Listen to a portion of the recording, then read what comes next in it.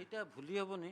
ଏଇଟା ଯେତେବେଳେ ମନେ ପଡ଼ୁଛି ମାନେ ଶରୀର ମଧ୍ୟରେ ଗୋଟେ ଶିହରଣ ଖେଳି ଯାଉଛି ଯେ ଆମେ ଫିଲ୍ମ ସୁଟିଂ ଦେଖିଛୁ କିନ୍ତୁ ଅରିଜିନାଲ ସୁଟିଂ କେବେ ଦେଖିନଥିଲୁ, ଯେଉଁଟାକି ଆମେ ଦେଖୁଛୁ ହୃଦୟସ୍ପର୍ଶୀ ଲୋମହର୍ଷଣକାରୀ ଦୃଶ୍ୟ ଯେ ଆମ ଆଖି ଆଗରେ ଲୋକମାନଙ୍କୁ କେମିତି ଗୁଳି କରି ଗୋଟିଏ ଗୋଟିଏ ଗୁଳିକରେ ସେ AK-47 ଧରିଛନ୍ତି, ଗୋଟିଏ ଗୋଟିଏ ଗୁଳିରେ ଜୋର ଆବାଜ ଆଉ ଏକାଥରକେ ସଫା ଖାଲି ବ୍ଲଡ଼ ଦେଖୁଛୁ ଯେ ବାହାରିଲା ବେଳକୁ ଖାଲି ବ୍ଲଡ଼ ଆଉ ଡେଡ୍ ବଡି।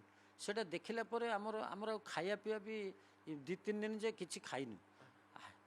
ସାର୍ ଆଉ ଗୋଟେ କଥା ପଚାରିବାକୁ ଚାହିଁବି ଯେ ଏ ସମୟରେ ଏ କଠିନ ସମୟରେ ଆପଣଙ୍କ ସହିତ ପ୍ରଶାସନ ତରଫରୁ ସରକାରଙ୍କ ତରଫରୁ କିଏ ଗୋଟେ ଆସିକି କିଏ ଆଲୋଚନା କରିଛନ୍ତି କି ଆପଣ? ନାଇଁ ଆମର ତ ଆମେ ଏତେ ଘଟଣା ପରେ ଆମର ସମସ୍ତ ଆଗ ପ୍ରଥମେ OTV ଆମ ପାଖରେ ପହଞ୍ଚିଥିଲେ, ତାପରେ ଅନ୍ୟାନ୍ୟ ଟିଭି ଚ୍ୟାନେଲ ବାଲା ପହଞ୍ଚିଲେ, ପେପର ବାଲା ସବୁ ପହଞ୍ଚିଲେ, ପ୍ରମେୟ ସମ୍ବାଦ ସବୁ ପହଞ୍ଚିଥିଲେ। ଆଉ କିନ୍ତୁ ଆମ ଲୋକାଲ ପୋଲିସ ଷ୍ଟେସନ ହଉ କିମ୍ବା ଲୋକାଲ ଜନପ୍ରତିନିଧି ହୁଅନ୍ତୁ କିମ୍ବା ଆମ MP ହୁଅନ୍ତୁ କିମ୍ବା ରାଜ୍ୟ ସରକାରଙ୍କ ତରଫରୁ କେହି ହୁଅନ୍ତୁ, ସେ କେହି ଏ ପର୍ଯ୍ୟନ୍ତ ବର୍ଷେ ପୁରିଲେ ମଧ୍ୟ କେହି ଆସିନାହାନ୍ତି, ଟିକେ ସମବେଦନା ବି ଜଣେଇଲେନି। ସେଥିପାଇଁ ଆମେ ଅତ୍ୟନ୍ତ ଦୁଃଖିତ। ଓଡ଼ିଶା ଶାସନରେ ଆମକୁ ଟିକେ ଦୁଃଖ ଲାଗିଲା, ଏଇଗୁଟାକ ବହୁତ ଦୁଃଖ ଲାଗିଛି।